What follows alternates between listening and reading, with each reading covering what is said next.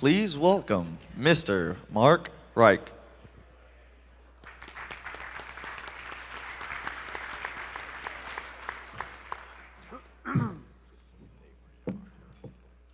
Morning, everyone. Morning. How are you this morning? Can you hear me okay? I guess you heard that, didn't you?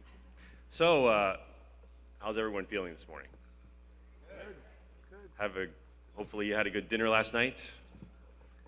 Maybe enjoyed the entertainment here or somewhere else, I hope. I was able to get a great dinner here in the Oceans restaurant. It was great. So we have a really nice program set up for you today, I think. All of you attended, I think, some workshop of your choice yesterday. Hopefully there was some good learning. I had a chance to sit into several of those and actually found them to be pretty insightful. What I found to be most insightful actually was some of the great questions that all of you were asking, which what I saw was the level of what we talked a little bit about yesterday morning, the level of struggle and the level of challenge you've got in each of your organizations to make change and to coach others. So there were some great questions from people in all different fields. That was also pretty exciting to see people from healthcare, the service industries, manufacturing, kind of all together struggling with the same issue on how do you coach, whether it's coaching up, coaching out, or coaching those that work for you. So this morning, I'm going to introduce a few folks, and we're going to talk a little bit about just a couple things, and then in your agenda, and then I'll kind of get you onto the speakers. Our structure is a little bit different today, so for a couple reasons actually. You should have a revised schedule sitting in front of you. Today's a little bit more interactive than yesterday. I think interactive in a kind of a different sense. Yesterday you kind of got to choose where you were going. Today we have a different type of interaction. We're going to have some speakers sharing their thoughts with you, and we'll also have a few interactive sessions here during the course of the day. You also have a chance to sit in on kind of a case study of your choice. But if we could just look briefly at the agenda, because we have switched a few things around. The airlines have kind of played havoc with our schedule a little bit. So John Shook, who is one of our keynote speakers, our CEO at the Lean Enterprise Institute, is currently stuck in Charlotte. He's on his way here.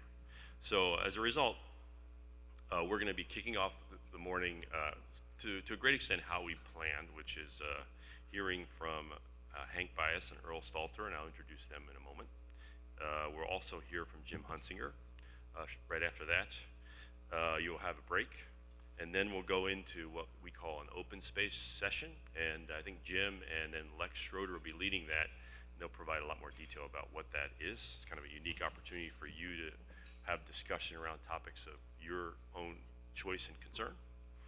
We'll have lunch, and then you'll have a conversation with John Shook and Mike Rother, who will be here at that time. After that, following that, be able to go to some case studies of your choice again. And finally, we'll have a break and a closing keynote again from John Shook of LEI. So that's kind of our agenda for the day. So let me kind of kick things off and get things going pretty quickly here. Just one more note before I introduce our first speakers. I'm showing the questions I kind of prepared yesterday and had kind of shared with you, ask you to kind of write down. I heard actually a lot of similar or questions in this vein as I was sitting in some of the training sessions yesterday. So I think we'd like to continue to circle back to these and have more discussion about them in whatever forum we can you happen to be in, or perhaps in this larger forum as well. So maybe without further ado, let me introduce our first two keynote speakers. Just briefly, Hank Bias is with us today. I'm very proud to introduce Coach Bias. He was a high school basketball coach in Ohio, in Kettering, Ohio, which is just outside of Dayton. Coached the men's basketball team. I think it was a basketball team that was struggling a bit, and he reached out to a very important person, I think, in the coaching world, flashed this book yesterday. I don't know if anybody's seen this book, but this is a book written by Swen Nader and Ronald Gallimore, about Coach Wooden and Coach John Wooden's techniques that he used and the continuous improvement thinking that he used in his coaching career, which we think aligns very closely with lean thinking. So Coach Bias is going to introduce to you his journey and his learning, I believe. He'll be joined by Earl Stalter, who is the chairman of the board of an organization called Be Like Coach. Be Like Coach is an organization that the Lean Enterprise Institute has affiliated with, really to study more deeply our interest in the subject of coaching and how it aligns with lean thinking. So without further ado, I'd like to introduce Hank and Earl. Let's give them a round of applause.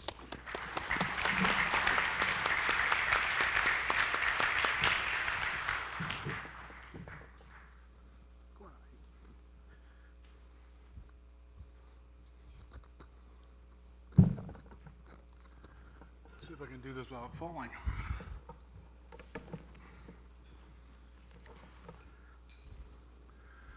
Good morning. Thank you, Mark, for that very kind introduction. It is truly my pleasure to be here with so many professionals dedicated to positive change in the workplace. See, I spent 22 years with Anderson Consulting, now known as Accenture, the last 11 as a partner. And much of what I did there went under the titles like process reengineering, workflow improvements, value chain analysis, just-in-time manufacturing, Kanban, you name it. We consultants can come up with fancy-sounding terms for just about anything. But in the end, we were simply working with companies to help them create more valuable products and services more cost-effectively, just like you. So I'm very pleased to be here with all of you who believe in lean improvements. Even though looking at my physique, you'd never guess that I'm a big fan of going lean.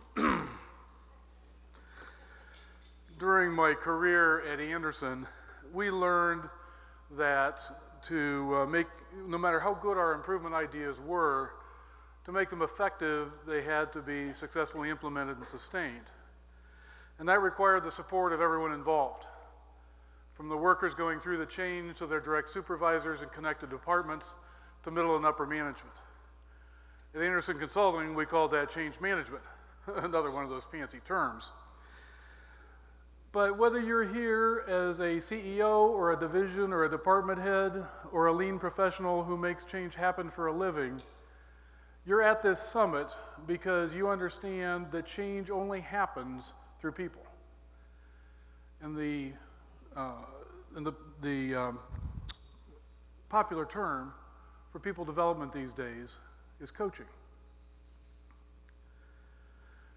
Because our history starts around connections around John Wooden, many people incorrectly assume that our name means we are simply trying to make every coach in America like John Wooden, whose teams won 10 NCAA Division I men's basketball championships between 1964 and 1975, including 7 in a row, a feat that will never be replicated. It's absolutely amazing. But the fact is, our name, Be Like Coach, is a description of our desired outcome, where every athlete, every young kid in America says, I want to be like my coach.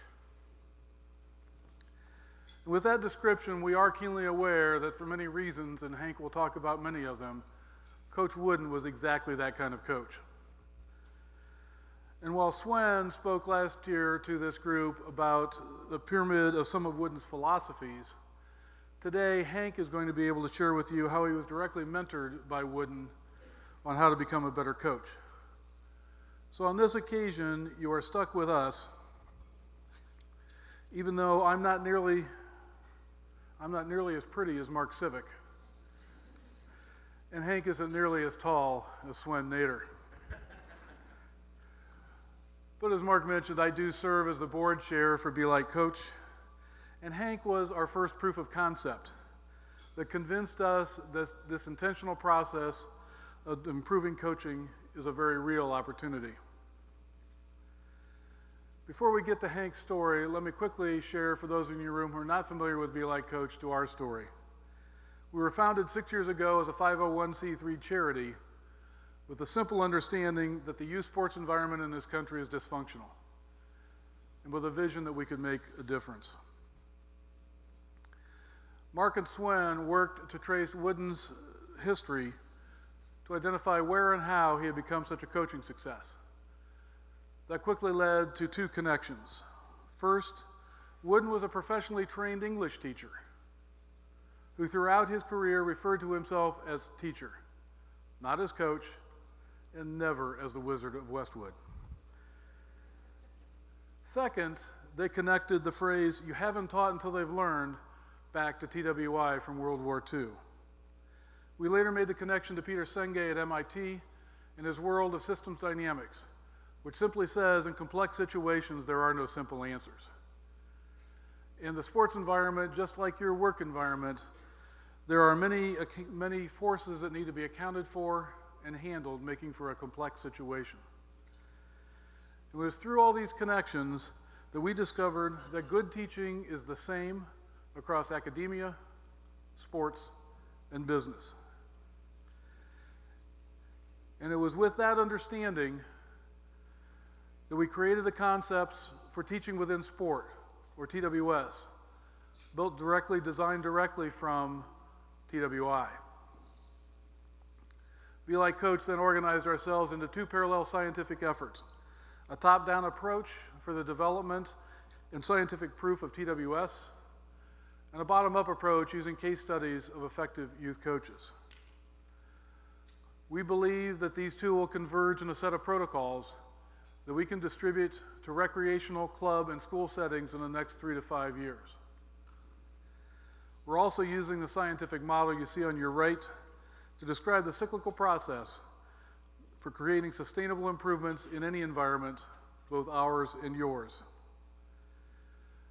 Since making these discoveries, we've been connecting to and receiving support from some of the other innovative sports leaders in the country, including Commissioner Goodell of the NFL, and the leadership of USA Football, which is the youth football arm of the NFL, from USA Tennis, from the President's Council on Sports, Fitness, and Nutrition, who are the leading experts to the White House on these topics, to the Director of Sports Medicine at the NCAA, and most recently to the Director of Coach Development at the U.S. Olympic Committee. With that as a background, please allow me to introduce Coach Hank Bias to share with you his firsthand experiences of learning about coaching from John Wooden. Hank?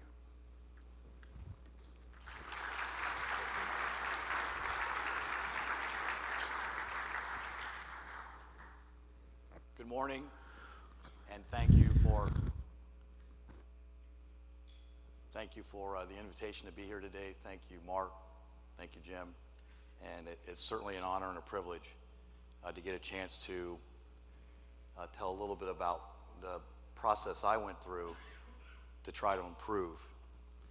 I don't mind telling you that my motivation for improving was because I was worried about getting fired. So I remember being in a cafeteria, and an administrator walked up to me, and they were in the process of building a new arena at our high school, very big high school in Ohio. There was going to be about 4,000 seats in it compared to the 800 seats that we were used to coaching in and playing in. And he looked directly at me and said, "Do you think we can win some more games?" And so sometimes your motivation for improving can be from self-preservation. So I don't mind telling you that right away I thought, I got to do a little research here and get busy. So my whole life, coaching 30 years, I think I did it the wrong way, 22. And then I got some help. And so hopefully today, when I go to, I went to clinics my whole career, and if I could take one thing away from that clinic, I always felt good about it. But then the question was, what am I going to do with this information? And it ended up being a big suitcase of papers information of what do I do with it. So today I hope that if I can share one thing with you that will help you, maybe we can talk about it at length at another time. But today I have 35 minutes to talk about 8 years worth of research and work. So I hope in some way I can help you. No question that Coach Wooden was considered the greatest coach in the history of not only basketball, but many think of all athletics.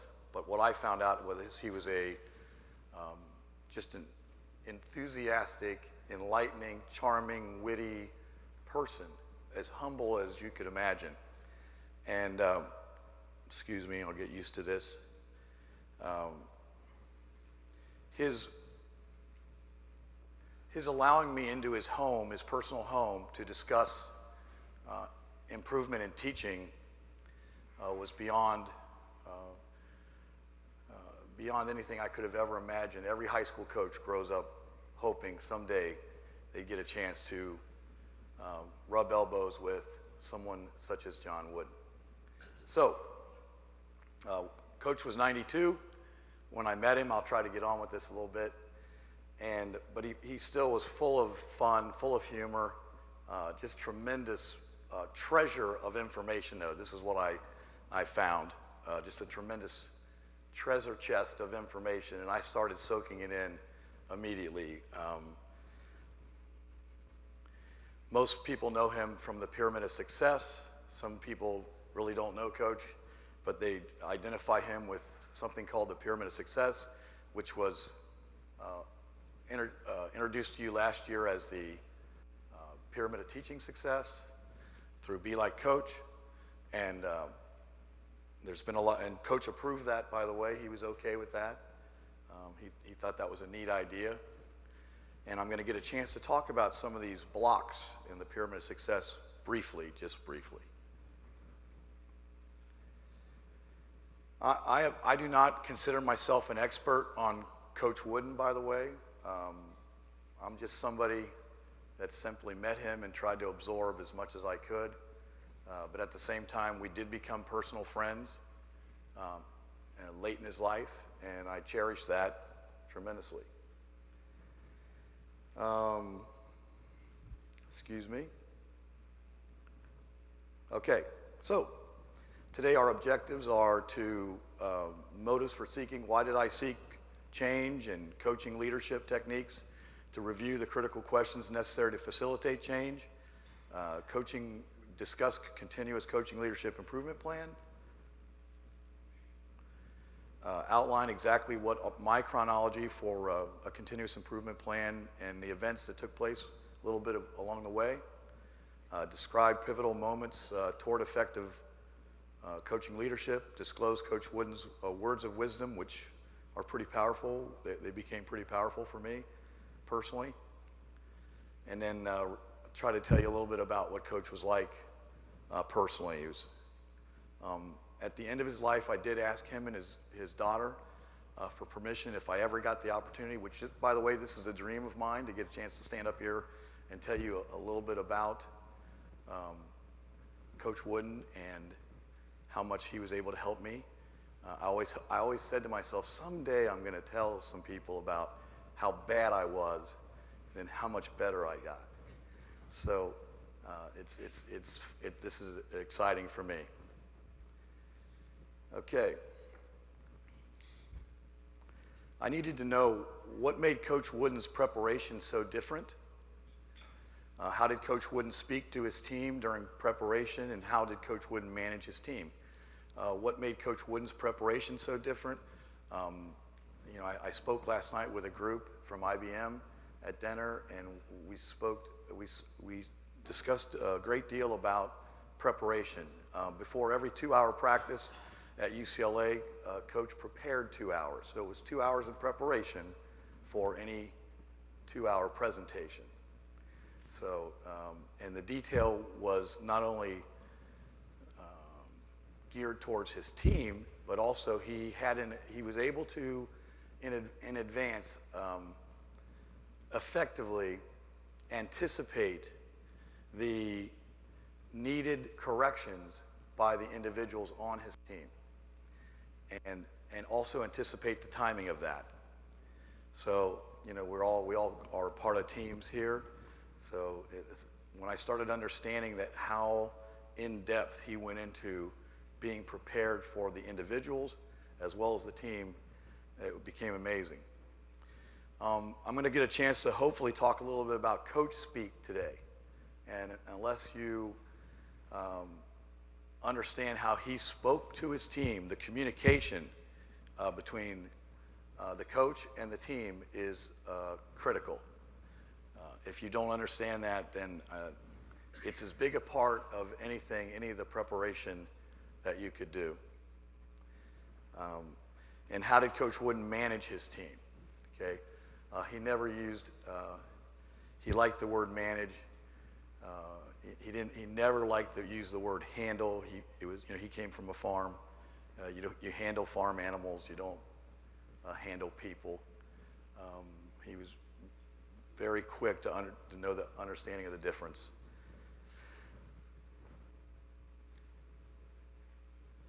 So one of the things that I really needed to find out is how to be more effective. So many coaches and people, they say the same things, but they're received differently. So how are certain people so effective at communicating their message and others are not? And I had coached forever. I'd been a college coach. I'd had a measure of success at a couple other high schools. But it was obvious to me that he had an effective way of communicating, and I was constantly asking Swin and Ron Gallimore. Swin, who by the way is just a wonderful guy. I think you met him last year. Swin have you seen the Dos Equis commercial? Where the guy, this is a very, very interesting man. Or how's it go? He's that guy. He should be the guy on the Dos Equis commercial. There's no question. He's the most incredible man, and he also helped in my change. So, Rick Pitino, all these guys are so effective, and they're being so successful, and they run the same. I have the same treasure chest of drills that they have, but somehow they're being more effective. And this really, after all these years, it really alarmed me and bothered me. So it was time to get to work, okay? So I just about decided I was going to get out of my coaching career after many, many years, and I was going to go back and get my doctorate. Right now, for the last 8 years, I've taught the kids at risk of not graduating from our school district. So they're juniors, they're going to be juniors, and the school district has already deemed them, they're not going to, it doesn't look like they're on a track to graduate, so Coach, you got them. And I actually use all this stuff as well with them, and as Coach Wooden would say, I think I've had a little measure of success there as well. So it's something I'm probably more proud of than anything. These kids are really troubled and have a lot of issues, but all of this I've used with them in my classroom, self-contained, welcome back Cotter classroom type deal, for those of you that are my age. Some people just went, right there. What was that? Okay. So, what was the path? I contacted a professor friend of mine at the University of Dayton called George DeMarco, Dr. George DeMarco, and he said, Hank, before you decide to quit, I know you're struggling, but you're a good guy. I know you're struggling. Read this article by Dr. Ron Gallimore, What a Coach Can Teach a Teacher. And as Mark said, Dr. Gallimore and Swin Nader wrote the book. After I got started with Coach Wooden, they decided, hey, this is something we need to tell people about. And they wrote the book, What You Haven't Taught Until They've Learned. And if you haven't seen that book, you need to see that. You need to read that. So then we were in Dr. Gallimore's office, And hey, let's see if we can do a Google search on Ron Gallimore, the guy that did the actual study. He was the dean of the UCLA School of Psychology at the time when he did a study on John Wooden's behavior at practice, not the X's and O's, the behavior of how he managed his team. So we found Ron Gallimore, and sure enough, he was available, and he was still alive, and said, sure, email me and talk to me. So I started emailing him for the next 6 months. I was emailing. I was ridiculous. I wanted so much information. I needed help because I didn't want to get fired. Okay? So, but more than that, I wanted to learn what was the difference here. What's going on that these people are so effective? So, one day I get an email. Here's John Wooden's number. Call him. I'm emailing. No way. There's no way. I'm not calling John Wooden. That's ridiculous. Please don't ask me to do something so ridiculous. I don't want to embarrass myself. So after a while, after a couple, what we call in the coach speak, after a couple hustles, I called John Wooden. So the chronology was I called Coach Wooden, then I visited Coach with partial change. SWIN visits. The CI plan takes shape. I only did it partially at first because, if I was scared. Is this stuff all really that? It's a different era. Is all this stuff really pertinent to today? And then the video project, which I'll talk a little bit about, and Coach and Ron and SWIN critique. Today I have a little bit of a special videotape I'm going to show you today, hopefully, if we have time.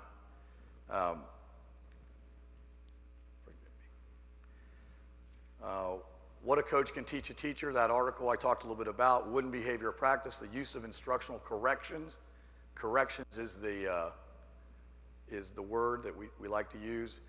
Scold, re-instruct is born. I struggle with the word scold because it was just kind of like, this is what we need to do. It was very matter of fact.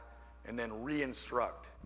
Hustle comments, the modeling of positive, negative, and positive. I was surprised by that.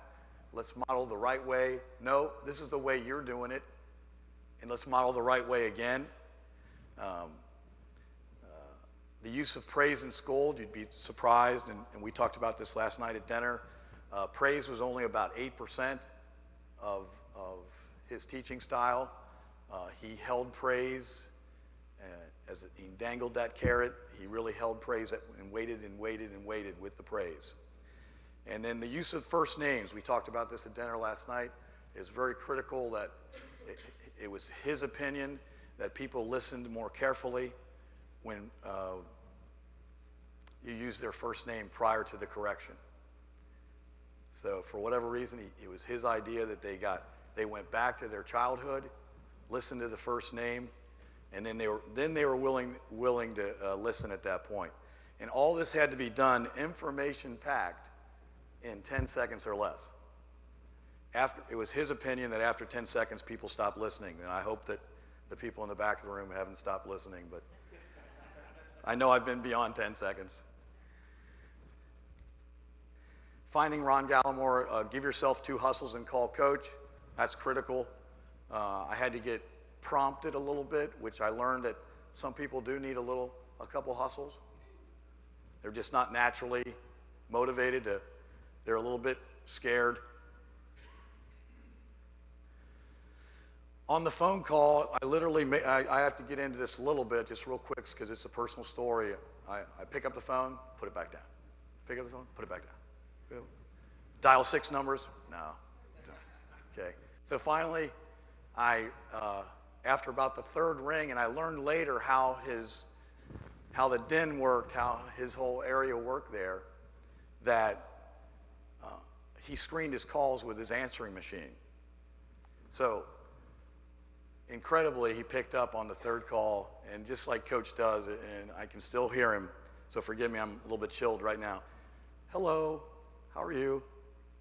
And how can I help you? And Coach, I'm Hank Bias, and I'm just rambling on. Why would you want to know about my teaching? You know I haven't taught for 30 years. Well, Coach, I think what you did was pretty significant. I think a lot of us would like to know a little bit about how you did that, okay? And then he talked a little bit, it was real general, whole part whole, preparation.